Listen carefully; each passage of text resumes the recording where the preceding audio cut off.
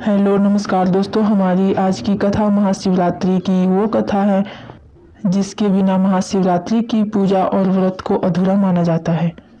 तो चलिए हम शुरू करते हैं इस कथा को। यदि आप महाशिवरात्रि के बिना व्रत किए ही पूजा का पूरा फल प्राप्त करना चाहते हैं तो इस कथा को पूरा जरूर सुने। एक बार माता पार्वती ने भगवान शिव शंकर से पूछा, ऐसा कौन सा श्रेष्ठ तथा सरल व्रत पूजन है जिससे मृत्यु लोक के प्राणी आपकी कृपा सहज ही प्राप्त कर लेते हैं। उत्तर में शिव जी ने पार्वती जी को शिवरात्रि के व्रत का विधान बताकर यह कथा सुनाई। एक गांव में एक शिकारी रहता था। पशुओं की हत्या करके वह अपने कुटुंब का पालन करता था। वह एक साहूकार का ऋणी था, लेकिन उसका ऋण समय पर न चुका सका। क्रोधवश साहूकार ने शिकारी को शिव मठ में बंदी बना लिया। संजोग से उस दिन शिवरात्रि थी। शिकारी ध्यान मग्न होकर शिव जी संबंधी धार्मिक बातें सुनता रहा। चतुर्दशी को उसने शिवरात्रि की कथा भी सुनी। संध्या होते ही साहूकार ने उसे अपने पास बुलाया और ऋण चुकाने के विषय में बात की। शिकारी अगले दिन सारा ऋण लौटा देने का वचन देकर बंधन से छूट गया। अपनी दिनचर्या की भांति वह जंगल में शिकार के लिए निकला, लेकिन दिन भर बंदी गृह में रहने के कारण भूख प्यास से व्याकुल था। शिकार करने के लिए वह एक तालाब के किनारे बेल वृक्ष पर पड़ाव बनाने लगा। बेल के वृक्ष के नीचे शिवलिंग था जो बिल्व पत्रों से ढका हुआ था। शिकारी को उसका पता न चला। पड़ाव बनाते समय उसने जो टहनियां तोड़ी वे संजोग से शिवलिंग पर गिरी। इस प्रकार दिन भर भूखे प्यासे शिकारी का व्रत भी हो गया और शिवलिंग पर बेलपत्र भी चढ़ गए।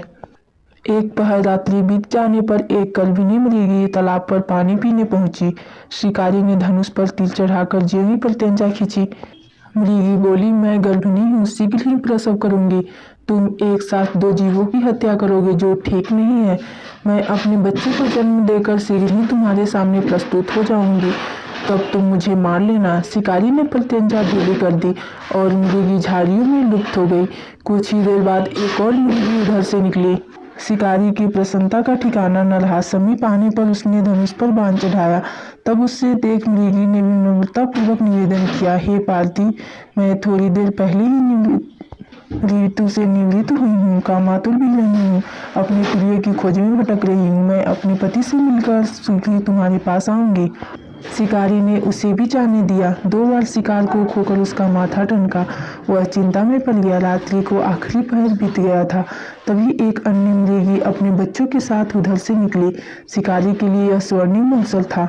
उसने सधनुष पर तीर चढ़ाने में देर न लगाई। वह तीर छोड़ने ही वाला था कि मृगी बोली, हे पार्वती, मैं इन बच्चों के पिता के हवाले करके लौट आऊंगी, इस समय मुझे मत मार। शिकारी हंसा और बोला, सामने आए शिकार को छोड़ दूं, मैं ऐसा मूर्ख नहीं हूँ। इससे पहले मैं 2 बार अपना शिकार खो चुका हूँ। मेरे बच्चे भूख प्यास से तड़प रहे होंगे। उत्तर में मृगी ने फिर कहा, जैसे तुम्हें अपने बच्चों की ममता सता रही है, ठीक वैसे ही मुझे भी। इसलिए सिर्फ बच्चों के नाम पर मैं थोड़ी देर के लिए जीवन दान मांग रही हूँ। हे पार्वती, मेरा विश्वास करो, मैं इन्हें इनके पिता के पास छोड़कर तुम्हें लौटने की प्रतिज्ञा करती हूँ। मृगी की दीन स्वर सुनकर शिकारी को उस पर दया आ गई। उसने उस मृगी को भी जाने दिया। शिकार के अभाव में बेल वृक्ष पर बैठा शिकारी बेल पत्र तोड़ तोड़ कर नीचे फेंकता जा रहा था। पाँव पटने की हुई तो एक हष्ट पुष्ट मृग उसी रास्ते पर आया। शिकारी ने सोच लिया कि इसका शिकार वह अवश्य करेगा। शिकार की तनी प्रत्यंचा चटकर देख कर मृग विनीत स्वर में बोला, हे पार्वती भाई, यदि तुमने मुझसे पूर्व आने वाले 3 मृगियों तथा छोटे छोटे बच्चों को मार डाला है तो मुझे भी मारने में विलम्ब न करो, ताकि उनके वियोग में मुझे एक क्षण भी दुख सहना न पड़े। मैं उन मृगियों का पति हूँ। यदि तुमने उन्हें जीवन दान दिया है तो मुझे भी कुछ क्षण जीवन दान देकर मैं उनसे मिलकर तुम्हारे सामने उपस्थित हो जाऊंगा। मृग की बात सुनते ही शिकारी के सामने पूरी रात की घटना चक्र घूम गया। उसने सारी कथा मृग को सुना दी। तब मृग ने कहा, मेरी तीनों पत्नियां जिस प्रकार प्रतिज्ञाबद्ध होकर गई है, मेरी मृत्यु से अपने धर्म का पालन नहीं कर पाएगी। अतः जैसे तुमने उन्हें विश्वास पात्र मानकर छोड़ा है, वैसे ही मुझे भी जाने दो।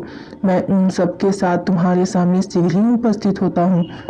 उपवास, रात्रि जागरण तथा शिवलिंग पर बेलपत्र चढ़ाने से शिकारी का हिंसक हृदय निर्मल हो गया था। उसमें भगवत शक्ति का वास हो गया था। धनुष तथा बाण उसके हाथ से सहज ही छूट गए। भगवान शिव की अनुकंपा से उसका हिंसक हृदय करुणिक भावों से भर गया। वह अपने अतीत के कर्मों को याद करके पश्चाताप की ज्वाला में जलने लगा। थोड़ी ही देर बाद मृग सपरिवार शिकारी के समक्ष उपस्थित हो गया ताकि वह उनका शिकार कर सके, किंतु जंगली पशुओं की ऐसी सत्यता, सात्विकता एवं सामूहिक प्रेम भावना देखकर शिकारी को बड़ी ग्लानि हुई। उसके नेत्रों से आंसुओं की झड़ी लग गई। उस मृग परिवार को न मानकर शिकारी ने अपने कठोर हृदय को जीव हिंसा से हटा सदा के लिए कोमल एवं दयालु बना लिया। देवलोक से समस्त देव समाज भी इस घटना को देख रहा था। घटना की परिणति होते ही देवी देवताओं ने पुष्प वर्षा की।